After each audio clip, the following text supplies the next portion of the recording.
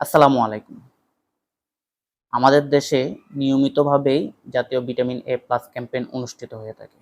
আগামী ১লা জুন সারা দেশব্যাপী সকাল ৮টা থেকে বিকাল ৪টা পর্যন্ত জাতীয় ভিটামিন এ প্লাস ক্যাম্পেইন অনুষ্ঠিত হবে।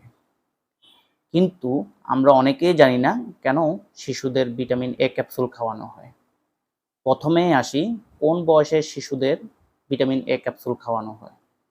৬ থেকে ১১ মাসের শিশুদের একটা নীল রঙের, আর ১২ থেকে ৫৯ মাসের শিশুদের একটা লাল রঙের ভিটামিন এ ক্যাপসুল খাওয়ানো হয়। পার্শ্ব প্রতিক্রিয়া প্রতিরোধে ভরা পেটে এ ক্যাপসুল খাওয়াতে হয়।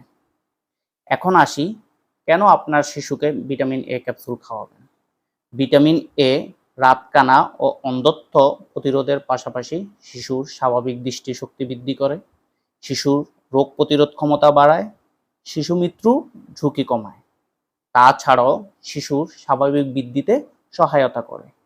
তাই যাদের বাসায় ৬ মাস থেকে ৫৯ মাসের শিশু আছে, তারা সবাই আগামী ১লা জুন শিশুকে ভিটামিন এ ক্যাপসুল খাওয়াবেন। সবাই ভালো থাকবেন, সুস্থ থাকবেন। আল্লাহ হাফেজ।